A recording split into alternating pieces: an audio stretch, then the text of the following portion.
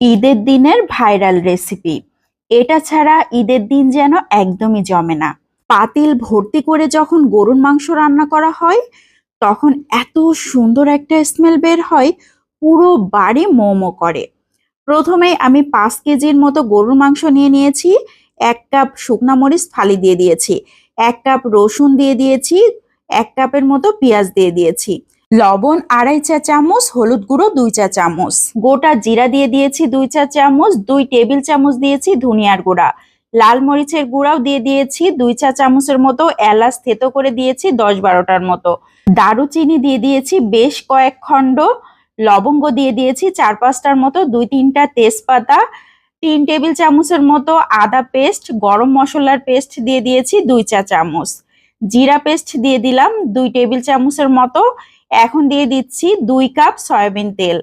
খুব ভালো করে হাতের সাহায্যে চটকে চটকে মাখিয়ে নিতে হবে। বেশি মাংস রান্না করলে কিন্তু টেস্টটা অনেক ভালো আসে। হাঁড়ি ভর্তি করে যখন মাংস রান্না করা হয় তখন মাংসের টেস্ট কিন্তু অন্য লেভেলে চলে যায়। আর এরকম গোটা মশলায় রান্না করলে তো অসাধারণ টেস্টি হয়।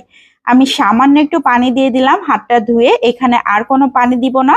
ঢাকনা দিয়ে ঢেকে এভাবেই রান্না করব 10-15 মিনিট। তো ফিরে এসেছি 15 মিনিট পর, সুন্দর একটা বলক চলে এসেছে।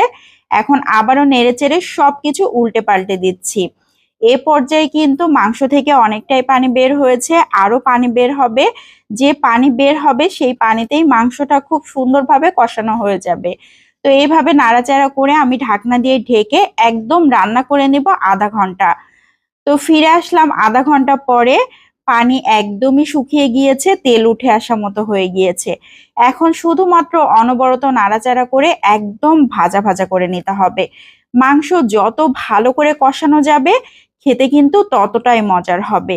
তো আমি বেশ কিছুক্ষণ ধরে নাড়াচাড়া করতে করতে মাংসের কালারটা একদম চেঞ্জ করে ফেলেছি, একদম ভাজা ভাজা হয়ে গিয়েছে। এখন সামান্য একটু গরম পানি দিয়ে দিচ্ছি, জাস্ট একটু ঝোল রাখতে হবে এই জন্য। খুব বেশি কিন্তু পানি দেইনি, কারণ মাংসে আমি একদমই ঝোল রাখবো না, একদম ভুনা ভুনা করে ফেলবো, এই জন্য অল্প পরিমাণে পানি দিয়েছি। যারা একটু ঝোল খেতে চান তারা ঝোলের পরিমাণটা সেভাবে দিতে পারেন। ঢাকনা দিয়ে ঢেকে আবারও 10 মিনিট রান্না করে নিলাম। খুবই সুন্দর একটা বলক চলে এসেছে। আবারও নেড়েচেড়ে দিতে হবে। এ পর্যায়ে কিন্তু অনবরত নাড়াচাড়া করতে হবে, না হলে নিচ থেকে লেগে যেতে পারে। মাংস রান্না একদম কমপ্লিট হয়ে গিয়েছে। আমি চুলাটাকে বন্ধ করে দিয়েছি।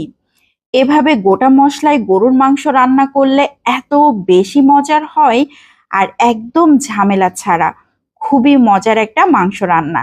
তো কেমন লাগলো সবাই লাইক ও কমেন্টের মাধ্যমে জানাতে পারেন। ভালো লাগলে বেশি বেশি করে শেয়ার করে দিতে পারেন, অনেকেই দেখার সুযোগ পাবে। আজকের মতো বিদায় নিচ্ছি। আসসালামু আলাইকুম।